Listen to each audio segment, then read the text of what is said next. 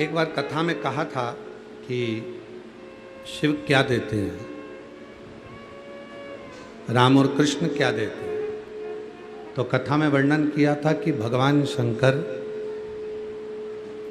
भगवान श्री राम जी और भगवान कृष्ण की भक्ति देते।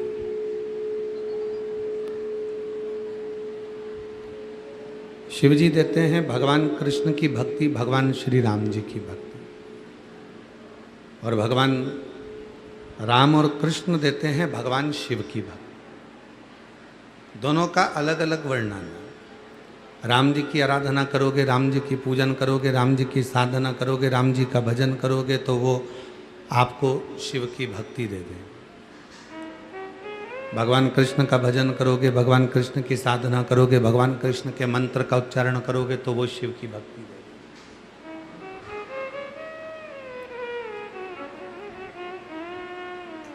और शिव, जब हम एक लोटा जल महादेव को चढ़ाते हैं, भगवान शंकर की आराधना करते हैं, साधना करते हैं, भक्ति करते हैं, भजन करते हैं, तो वो राम और कृष्ण की भक्ति हमको प्रदान कर देते हैं।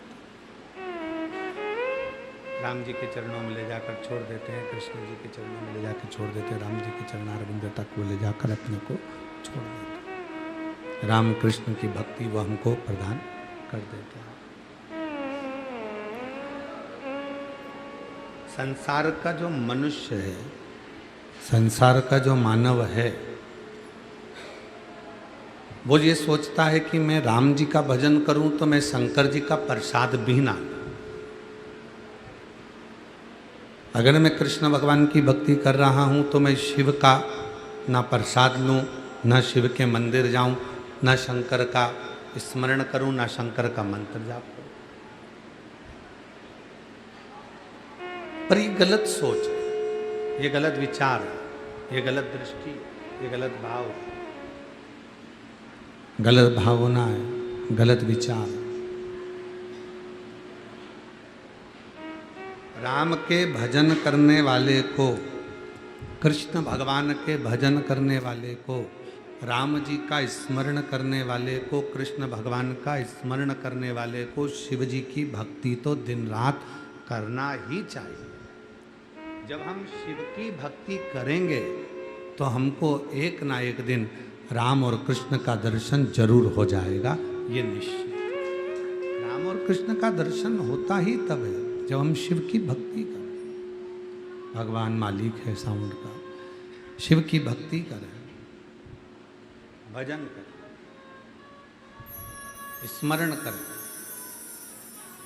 एक बात कथा में पहले कही थी, आप लोग आए हैं कावड़ चढ़ाने के लिए बाबा देवाधिदेव महादेव को, कुबरेश्वर धाम की पवित्र भूमि पर, भगवान देवाधिदेव महादेव की पवित्र धरा पर, शिव जी की पवित्र भूमि पर।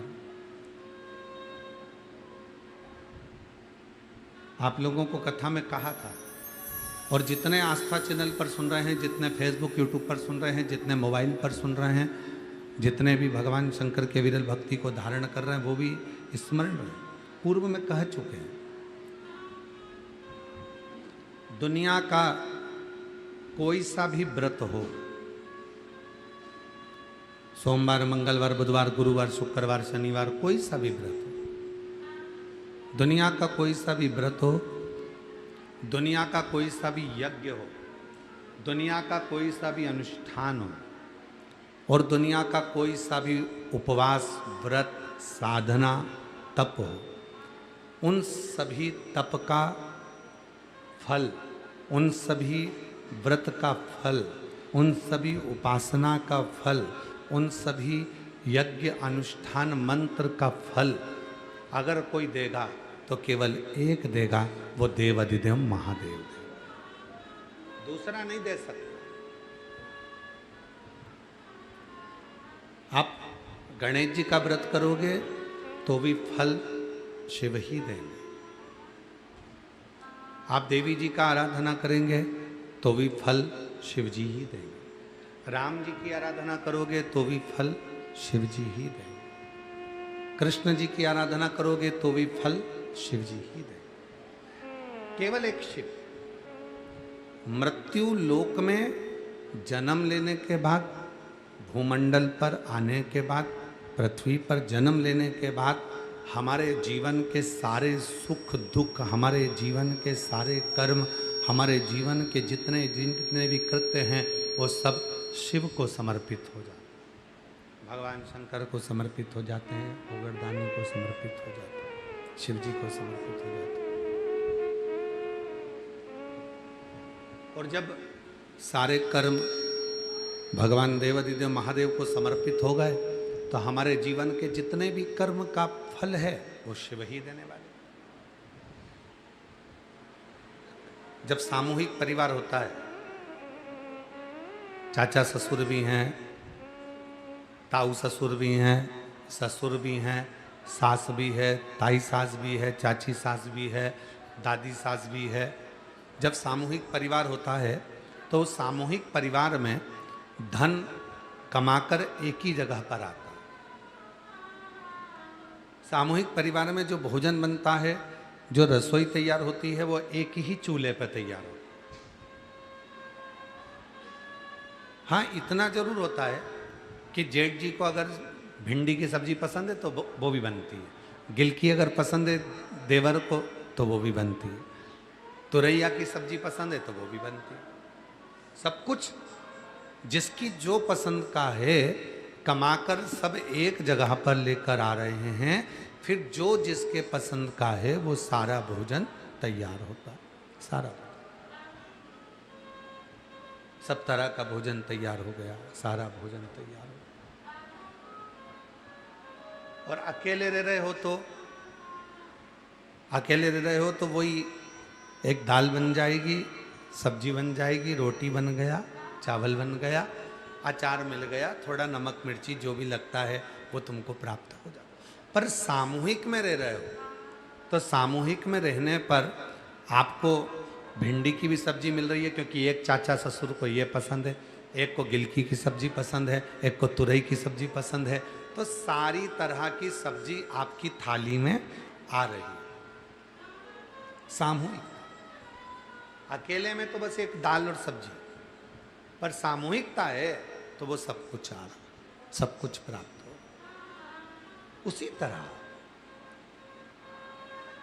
बनेगा एक जगह, मिलेगा एक जगह, प्राप्त एक जगह होगा, सब कुछ एक जगह मिलेगा, हर चीज एक जगह पर मिल जाएगी, पर बनेगा सब। उसी तरह हमने राम कहा, हमने कृष्ण कहा, हमने शिव कहा, हमने दुर्गा कहा, हमने कुल देवी की भी आराधना करी, हमने अपने पितरों की भी आराधना करी, हमने सबकी साधना करी, तो भी फल एक ही जगह से प्राप्त होगा, और वो शिव का दरवाजा है, देवाधिदेव महादेव का द्वार है, जहाँ से हमें फल की प्राप्ति हो जाती है। और मैंने तेरे ही भरोसे बाबा, तेरे ही भरोसे हवा बीच उड़ती जवानी, बाबा डोर तो छड़ी ना मैं कटी जावागी, भोले मैं तेरी पतंग शंभू, मैं तेरी पतंग हवा बीच उड़ती जावागी, बाबा डोर तो छड़ी ना मैं कटी जावागी। तो एक साधना, एक बार हुआ वासुकीनाग और शेषनाग। शेषनाग भगवान नारायण जिस पर विश्राम कर रहे हैं, वासुकीनाग जो भगवान शिव जी के गले में विराजमान, दोनों, और दोनों ही सर्प बड़े प्रबल हैं। एक भगवान विष्णु जी के पास में है और एक भगवान शंकर जी के पास में। दोनों सर्प बड़े प्रबल, दोनों में विवाद हुआ, दोनों में झगड़ा हुआ, और दोनों में झगड़ा हुआ तो वासुकी नाग ने कहा शेषनाग से, आज अपन दोनों भाई एक जगह पर बैठे हैं, चलो थोड़ी देर शिव चर्चा करते हैं। अब जो शंकर का भक्त है वो शंकर की चर्चा करने बैठा, तो शेषनाग कहता है कि मैं शिव की चर्चा क्यों करूं, मैं नारायण की चर्चा करूं। मैं शिव की चर्चा नहीं करूंगा, मैं नारायण की चर्चा करूंगा। अब शेषनाग जी नारायण की चर्चा करने में लगे, वासुकी नाग शिव जी की चर्चा करने में लगे। वासुकी नाग जो बोले वो शेषनाग नहीं सुने, और शेषनाग जो बोले वो वासुकी नाग नहीं सुने।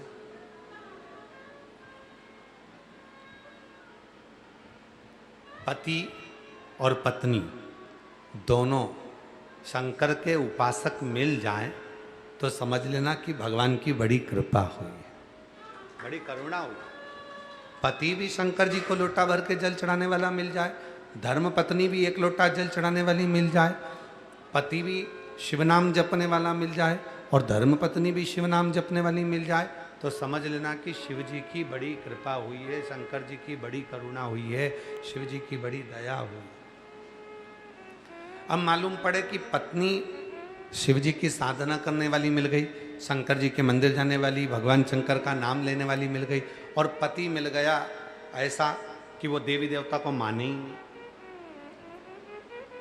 वो ना राम जी को माने, ना कृष्ण जी को माने, ना शिव जी को माने, ना किसी देवता को माने, वो मानने को तैयार नहीं। फिर क्या करोगे? अब तुम कर रही हो कि चलो मेरे साथ पूजन में बैठ जाओ। 11 अगस्त को महाराज जी पूजन करा रहे हैं ऑनलाइन, चलो तुम मेरे साथ बैठो ऑनलाइन पूजन में। अब तुम पति को बिठा रही हो कि ऑनलाइन पूजन में तुम बैठ जाओ, और पति के मैं नहीं बैठूंगा, मैं मानता ही नहीं। अब करो तो करो क्या? तो शिव पुराण की कथा कह रही है उसको अपना करने दो और तुम अपना करो। वो कहते ना, आहों में असर होगा घर बैठे। आवाज सेट नहीं हो रही है, तुम्हारी आवाज बहुत बेकार ऐसा भर्रा रही है, और पूरा एकदम आहों में असर होगा घर बैठे बुलाएंगे,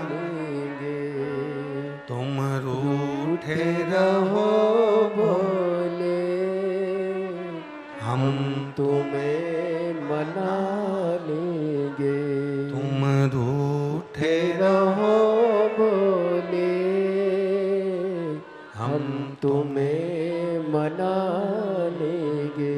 आहों में असर होगा घर बैठे बुला लेंगे। अब शिव पुराण की कथा कहती है तुम अपना कर्म करो, उसको अपना कर्म करने दो, और जब तुम अपना कर्म करने लगोगे, तुम भजन करने लगोगे, शिव की आराधना साधना करने लगोगे, भगवान शंकर की अविरल भक्ति में तुम डूबने लगोगे, अगर तुम्हारी भक्ति श्रेष्ठ है, तुम्हारा भजन प्रबल है, तो निश्चित है एक दिन पति भी भले किसी को नहीं मानता, एक दिन तुम्हारे साथ बैठकर शिव महापुराण की कथा जरूर सुनेगा और शिव की साधना आराधना जरूर, ये निश्चित।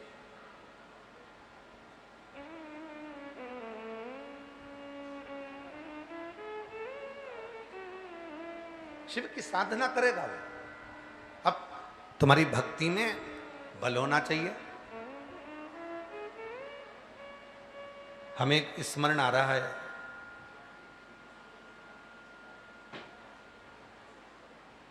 इंदौर की एक घटना हमें स्मरण में है कि एक बार एक महिला ने, एक बार एक स्त्री ने, एक माता ने आकर कहा, गुरुजी, केवल एक सावित्री ही ऐसी थी जो सत्यवान के प्राण वापस लेकर आई थी। हमने कहा, जी जी तुम झूठ बोल रही हो, केवल स्त्री अकेली नहीं होती जो सत्यवान के प्राण वापस लेकर आ जाए, केवल एक स्त्री ही नहीं है जो सत्यवान के प्राण वापिस लेकर आ। अगर दोनों में प्रेम है, स्नेह है, समर्पण है और भगवान शिव की दोनों अविरल भक्ति को धारण करते हैं तो ये निश्चित है भगवान की कृपा होगी तो एक दिन सत्यवान भी सावित्री के प्राण वापिस ला सकता है। अगर विश्वास प्रबल है तो, भरोसा दृढ़ है तो। ए मेरी जीजियों,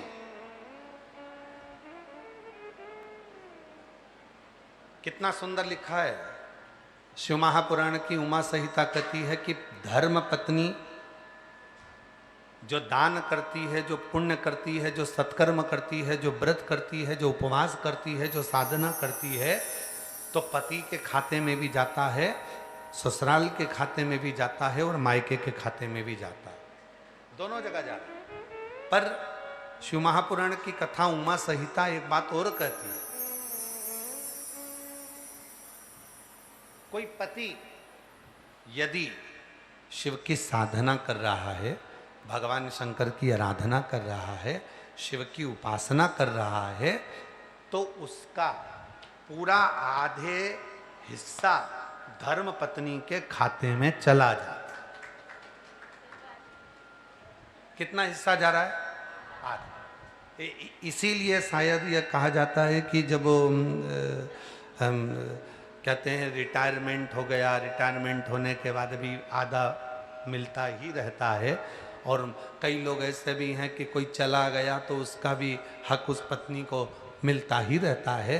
तो ये कहाँ से लिया? तो कोई कहेगा ये शिव महापुराण की उमा संहिता से लिया कि पत्नी जो भजन कर रही है, पत्नी जो व्रत कर रही है, पत्नी जो उपवास कर रही है, पत्नी जो पुण्य कमा रही है, तो पत्नी का पुण्य तो मायके ससुराल सबको मिला, पर जो पति एक बार भी अगर भगवान का भजन कर रहा है, पति एक बार भी श्री शिवाय नमस्तुभ्यम कर रहा है, पति एक बार भी अगर शंकर के मंदिर में जा रहा है, पति एक बार भी शिव नाम में अगर डूबा हुआ है, तो उसका 50% तो धर्म पत्नी के खाते में चला ही जाता है।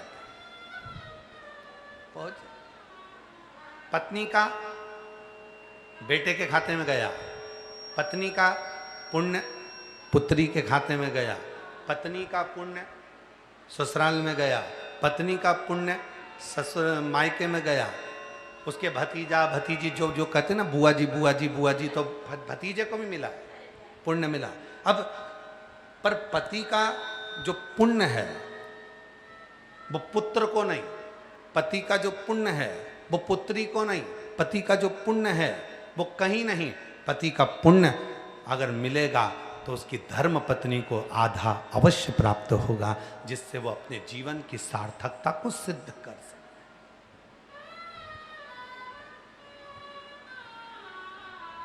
सार्थकता को सिद्ध कर सके। और मैंने तेरे ही भरोसे बाबा, तेरे ही भरोसे हवा विच उड़ते जावांगे, बाबा डोर तो अच्छा लग रहा है जो गा रहे हैं, अच्छा लग रहा है आपको?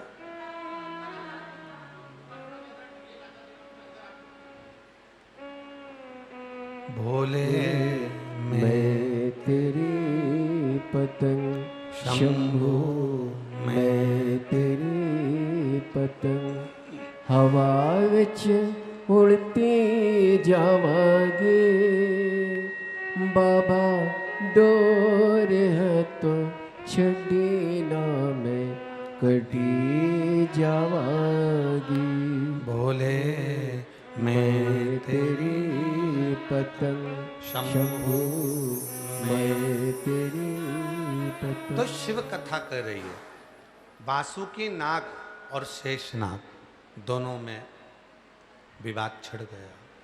वासुकी नाग और शेषनाग में दोनों में विवाद छिड़। वासुकी नाग कुछ कर रहे हैं तो शेषनाग को ठीक नहीं लगा, और शेषनाग कुछ कर रहे हैं तो वासुकी नाग स्वीकार लिया। दोनों में विवाद, दोनों में झगड़ा, दोनों लड़ रहे हैं। भगवान से प्रार्थना करना कि पति और पत्नी की जब जोड़ी बने तो ऐसी बने कि दोनों ही शिव के चरणों को समर्पित हो। समर्पित। कई माताएं कहती है गुरुजी मेरे पति कावड़ भरने के लिए नहीं आए, मैं आ गई। तो मैंने कहा ऐसा मत बोलो कि वो कावड़ भरने नहीं आए, भले वो नहीं आए पर उनकी आज्ञा से तो तुम आए, और आज्ञा मिली है मतलब वो स्वयं भी तुम्हारे साथ तुम्हारी कावड़ यात्रा में कदम से कदम मिलाकर चल रहे हैं। केवल तुम अकेली नहीं हो। कोई ये कह दे कि केवल मैं कावड़ भरने आई हूँ, मेरा पति नहीं आया, मैंने तो खूब कहा था उनसे, वो आए नहीं, मैंने तो खूब निवेदन करा था, उनसे तो उनकी दुकान ही नहीं छूटती, उनसे तो उनका काम ही नहीं छूटता, उनसे तो उनका व्यापार ही नहीं छूटता, उनसे तो घर ही नहीं छूटता।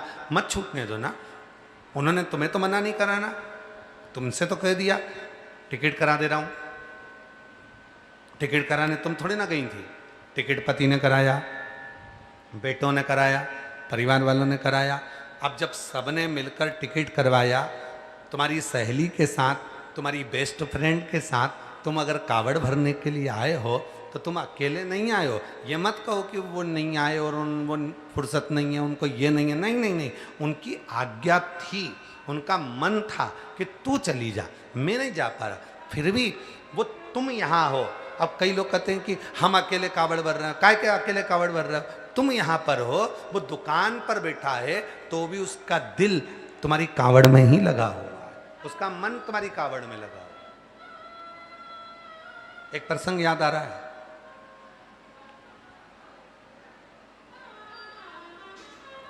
दो मित्र थे, दोनों का जन्मदिन एक ही दिन था और दोनों मित्रों ने विचार करा कि अपना जन्मदिन मनाना है अपने को। चलो अपन दोनों दर्शन करने के लिए घृष्णेश्वर चलते हैं, 12वां ज्योतिर्लिंग। चलो दोनों चलते हैं। तो एक ने मना कर दिया, मैं नहीं जाऊंगा, मैं अपना जन्मदिन तो किसी होटल में खूब एंजॉय के साथ, फुल एंजॉय के साथ मनाना चाहता हूं। केक कटेगा, डिस्को लगेगा, दोस्त नाचेंगे, गिफ्ट देंगे, मैं रिटर्न गिफ्ट दूंगा, बस ऐसा जन्मदिन मनेगा। दूसरे ने कहा नहीं नहीं, मैं तो जन्मदिन भोलेनाथ जी का दर्शन कर कर मनाना चाहता हूं। शिव जी का दर्शन करूंगा, जल चढ़ाऊंगा, अभिषेक करूंगा, पूजन करूंगा, बेलपत्र चढ़ाऊंगा, अपना जन्मदिन मनाऊंगा। दोनों में झगड़ा हो गया। होटल जाने वाला होटल चले गया और घृष्णेश्वर जाने वाला घृष्णेश्वर चले। शिवरात्रि का दिन था, बहुत लंबी भीड़ लगी भोलेनाथ जी के मंदिर में, दर्शन की। ये धक्के खाने में लाइन में लग गया। अब लाइन में लगा तो पीछे वाले आगे धक्का दे रहे, आगे वाले पीछे धक्का दे रहे, खूब धक्के खा रहा, पसीना पसीना हो गया, खूब परेशान हो गया। 2 घंटे 3 घंटे 4 घंटे से लाइन में लगा भगवान के दर्शन करने के लिए, भोलेनाथ के। अब इसके मन में आया मेरा दोस्त कितना अच्छा अपना जन्मदिन होटल में मना रहा होगा, बेहतरीन केक काट रहा होगा, खूब एंजॉय कर रहा होगा, नाच रहा होगा, खूब डिस्को कर रहा होगा।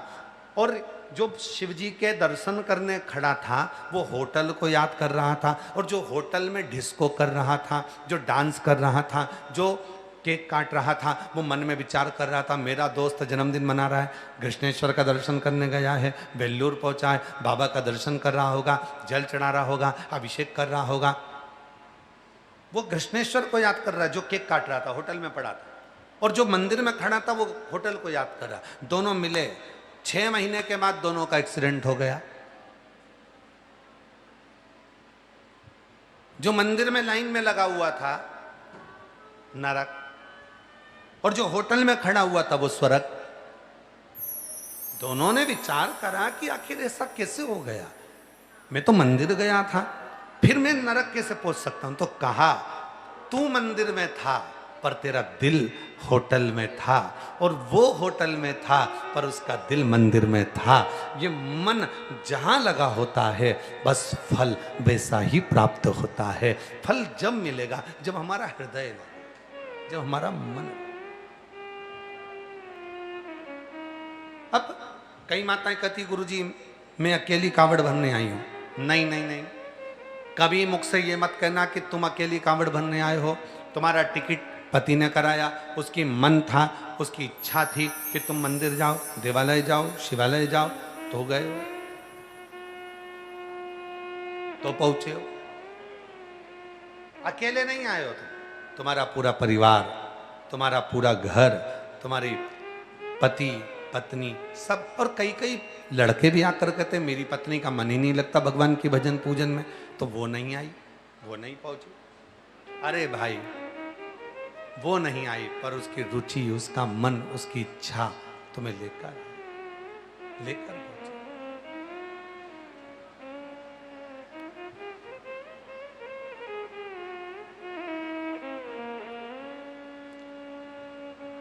नैन लड़े त्रिपुरारी से मैं उनकी हो, नैन लड़े त्रिपुरारी से मैं उनकी हो गई, मेरे नैनन बरसे नीर सखी में काशी जाऊंगी, मेरे नैनन बरसे नीर सखी में काशी जाऊंगी, काशी जाऊंगी सखी में सीहोर जाऊंगी, काशी जाऊंगी सखी में सीहोर जाऊंगी, मेरे मन में नहीं है धीर सखी में काशी जाऊंगी, मेरे मन में नहीं है धीर सखी में सीहोर जाऊंगी। तो ये विचार छोड़ दो कि मैं अकेली, ये विचार छोड़ दो कि मैं अकेला।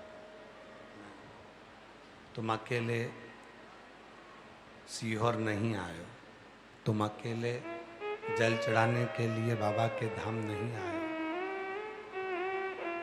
जो दुकान पर बैठा है उसने भी अपना दिल, अपना मन, अपना हृदय तुम में लगा कर रखा है। छोड़ो ये बच्चा। कई बार कोई पूजन ऐसी होती है, कोई पूजन ऐसी होती है जिसमें पत्नी कई बार अकेली पूजन में बैठ जाती है।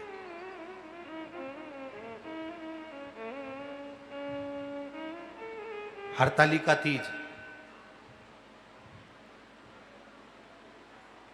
करवा चौथ, छोटी तीज, बड़ी तीज, संतान साते, छठ।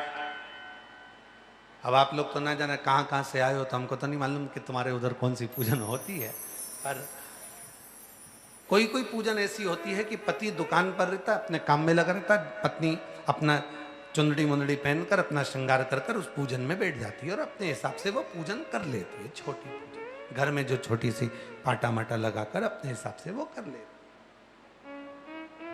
अब ऐसे तो शास्त्र कहता है कि पूजन करने बैठो तो पति को साथ में रखो, और पति पूजन करने बैठे तो धर्म पत्नी को साथ रखो। अब उस पूजन में तो तुम अकेली बैठी हो।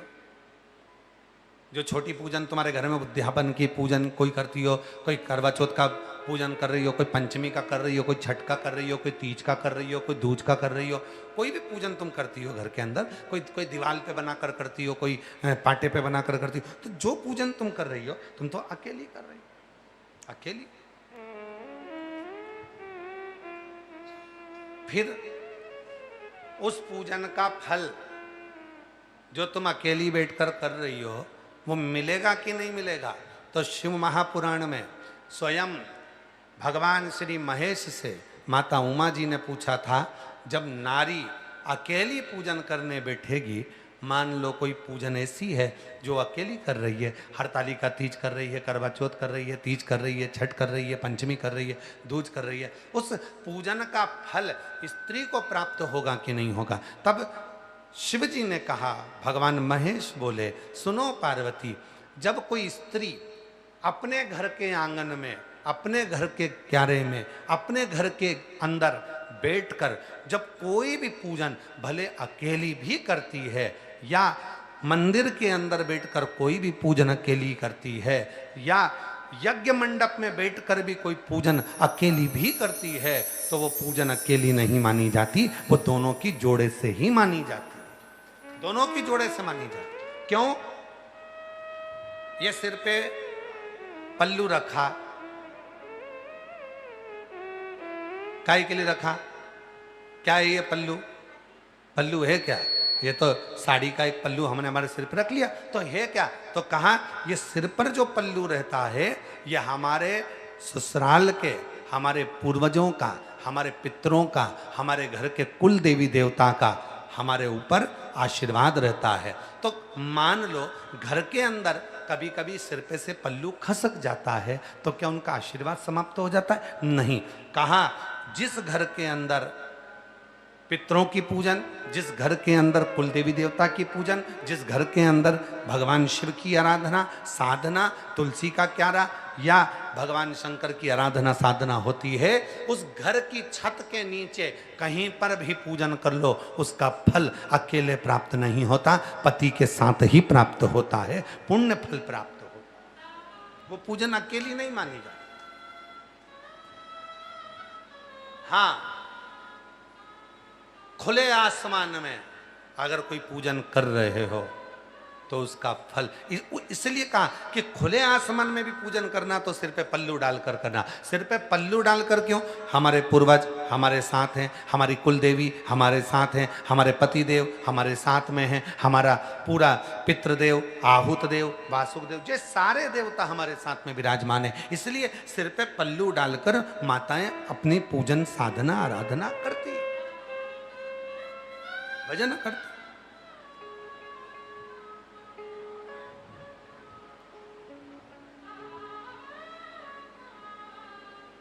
ये साधना का सुख, ये साधना।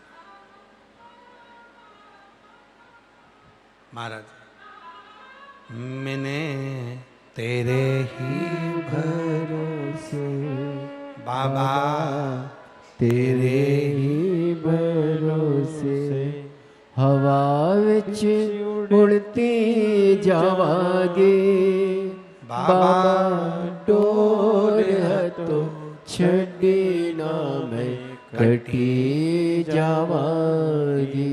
भोले मैं तेरी पतंग शंभू, मैं तेरी पतंग। तो दोनों में झगड़ा हो रहा है, वासुकी नाग और शेषनाग में झगड़ा हो रहा है। वासुकी का मेरी सुनो, मैं शंकर जी का गुणगान करूंगा, शेषनाग करे मैं नारायण का गुणगान करूंगा, तुम दोनों मेरी सुनो, दोनों सुनो, दोनों ना सुनो,